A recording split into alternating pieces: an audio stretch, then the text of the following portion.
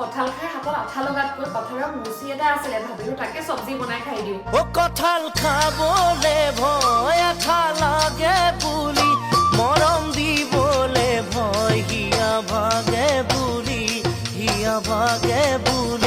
কঁঠাল খাবলে ভয় আঠা লাগে বুলি মৰম দিবলে ভয় হিয়া ভাগে বুলি মই পিছে তথাপিও ভাল পাওঁ তোমাকে ৰাতি ৰাতি কথা পাতো সপোনতে সদায়